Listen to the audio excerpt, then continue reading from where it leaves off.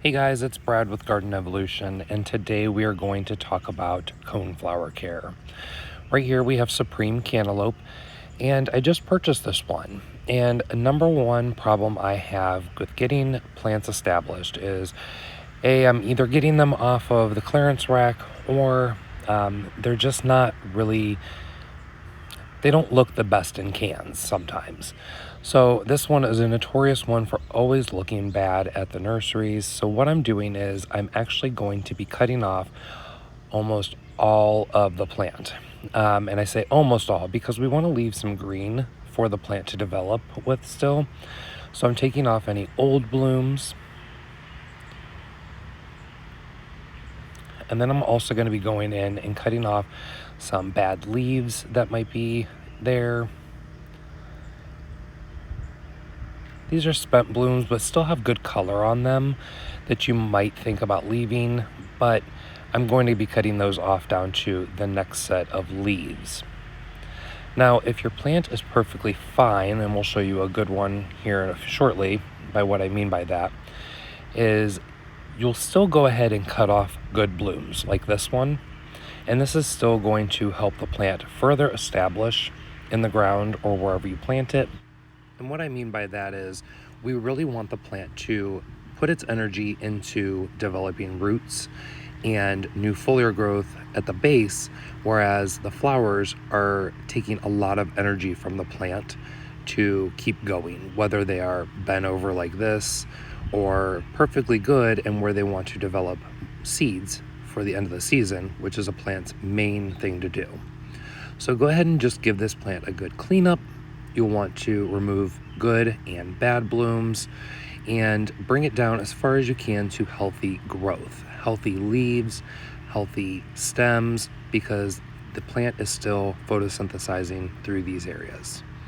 So you can see here we have a number of blooms I've taken off, whether good or bad, and we're just going to finish cleaning up the plant from here.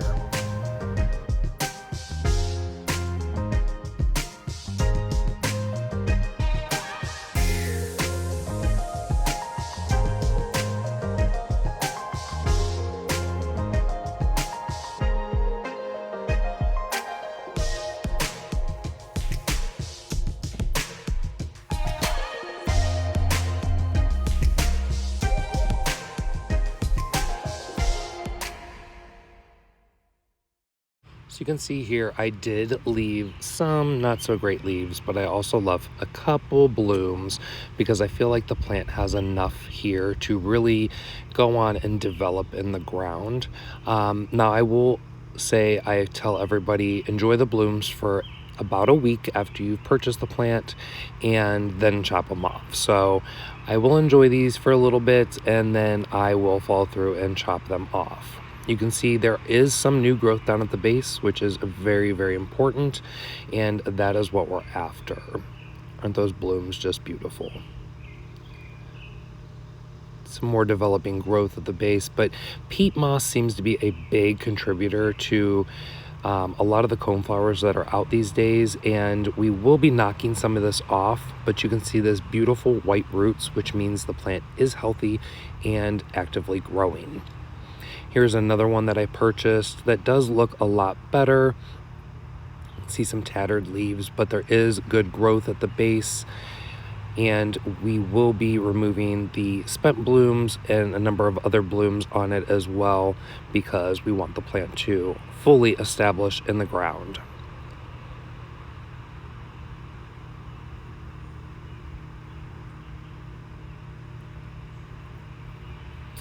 So let's dive into dividing your coneflowers. I really suggest doing this every 2 to 3 years when you have coneflowers, because this reinvigorates them. And you can see right here, this is how they grow. It's a rhizome that's a clumping form, and you're just going to go ahead and dig up the entire plant.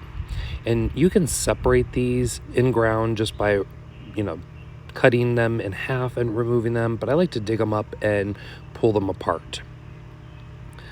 They divide pretty easy by hand. You can see here, every part does have a root, so every part can become a plant. So you can divide this down to a single stem, or you can keep them in clumps like I'm going to, and I'll show you about putting them back in the ground. But the number one thing is you really want to divide these every 3 to 5 years, especially with the double coneflowers, because they are not setting seed and spreading themselves around. This one happens to be Mellow Yellow, which is a seed-grown variety from the Powwow series of Powwow Pink, I believe, and Powwow White, which is actually next to it, and that's how this one came about, was from the Powwow White. But it's pretty easy. Just bring them and put them back in the ground to soil level, and then go ahead and remove the blooms because the plant does not want to worry about getting all its energy up there. We want it to establish. So the same rules apply. Pretty easy, nothing crazy, and you can create bigger masses of these. You can also let these go to seed and they will spread on their own. Doubles do not set seed, like I said, so those ones you do want to dig up, divide, and reinvigorate every couple of years in order to keep the plant going. And I think that's one of the other things that a lot of people bring to my attention is, well, they revert, which, yes, I've had some revert, but these are the single varieties like these, and or they just don't establish and then they peter out. If you're looking to start from seed, I use the winter sowing method, which is keeping the seeds out all winter in a pop bottle like this one. I save these, I cut the label just below the label as a hinge effect, and then add some soil up to that. Place the seeds in it, just lightly covered, and then place them out in a sunny location. Now, like I said, some varieties do set seed like these, and you will find random pop-ups throughout the garden, which is very cool too. Be just older. So let's dive into some of the varieties I have. This one I just picked up recently. It is from Monrovia, but I'm not quite sure the name. It's not on their website. It's not the one that they listed, which is Orange Skipper, that I do have, but beautiful. This is Tomato Soup. And this is Double Scoop Bubble Gum. I've had this one for a couple years, and you can see I've dug and divided it multiple times, and I've gotten quite a few plants out of it. Another variety, which is a really beautiful red, called Hot Papaya.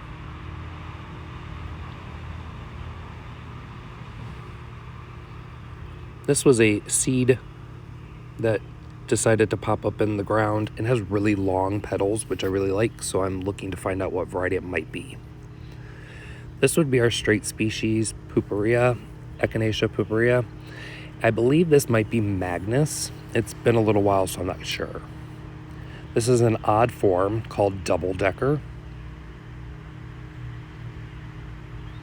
Mellow Yellow, and Powwow White.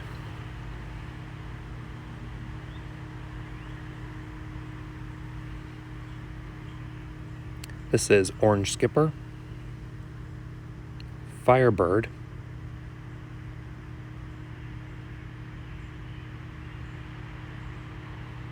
Delicious Candy, which I have to say is a super vigorous plant.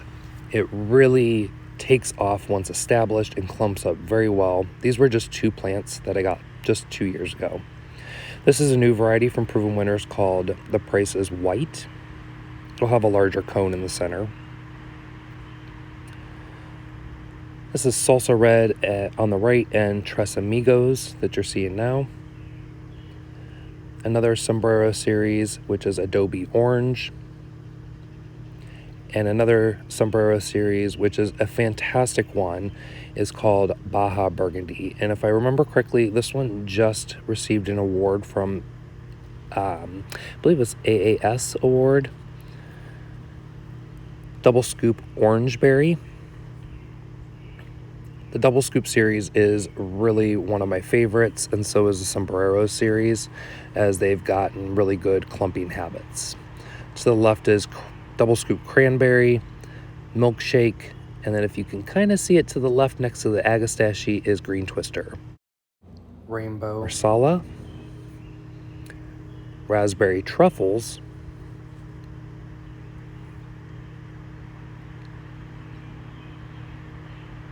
And then this is a seed that was thrown in my garden from, I believe, the green twister. Milkshake. And this is green twister. Really cool seed form. You can grow from seed, and Sporta Magnus. This is a new one on the market called Sunseeker Salmon, and the amount of petals this puts off is just crazy. And then one that is no longer on the market, and I so wish everybody was able to get their hands on. The blooms aren't consistent, but it is spectacular. This is called Pink Poodle, and what started my craze into coneflowers.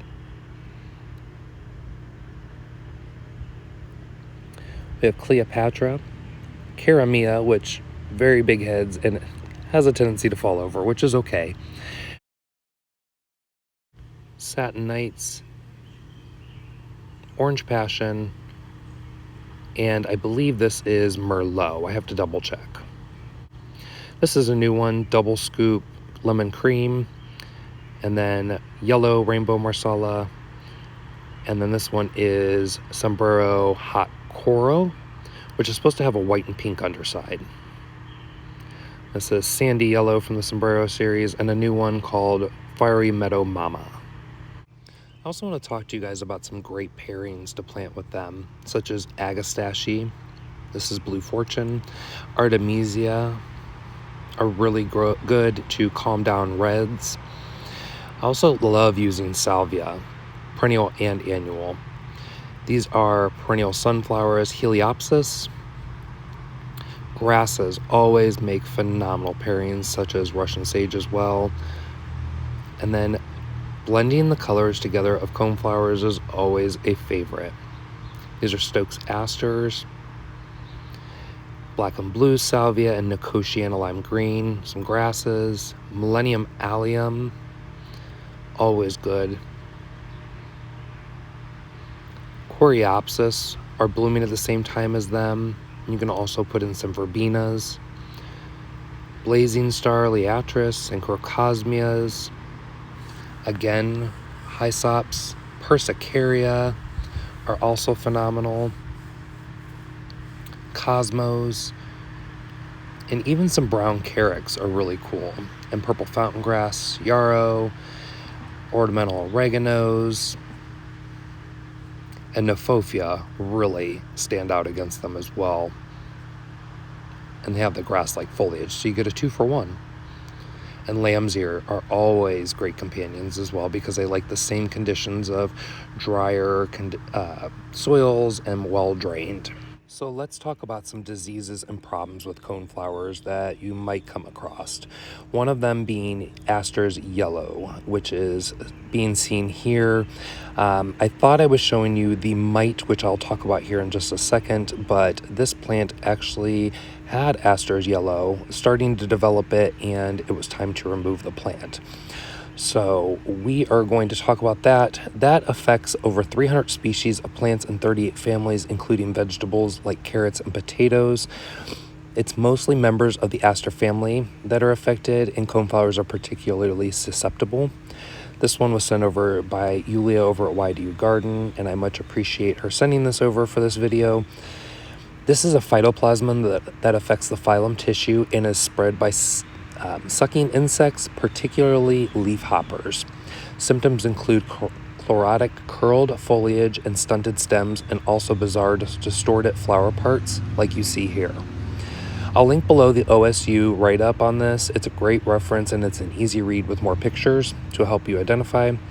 If detected, though, you should remove the entire plant, including the roots, and burn the plant. I really suggest not bagging and placing in the trash. You really want to get rid of the plant. The next one is rosette mite, and this causes tufted flower parts, rosette-like from the cone. The mite lives inside the developing flower buds and sucks nutrients from the base of the flowers. You can see here that some of them aren't developed, and you've got some tufting at the top compared to regular flowers that are to the left of it. And you just want to remove the flower down to a leaf and go ahead and burn those, just keep them from spreading. Now, there is a coneflower which I showed you called double decker, so don't get confused. This is normal for this variety, but it does not spread. The good news about both of these, whether it be the mite or the aster yellow disease, is you can plant a coneflower back in the same spot. Let's talk about my top coneflowers for you guys. First one up, a semi-double delicious candy that bulks up quick. Baja Burgundy, that's a very saturated red. Double scoop bubble gum for a bright pink. Caramia for a double yellow. Milkshake for a double white. And my favorite, raspberry truffles. Now these are mostly all doubles and a designer coneflower, and the straight species are much better for pollinators or single blooming types with the open cones. But I hope you guys have enjoyed this video, and I hope you go ahead and like and subscribe this. Drop a comment below if you have any more questions, and I'll be sure to answer those for you. Thanks for stopping by.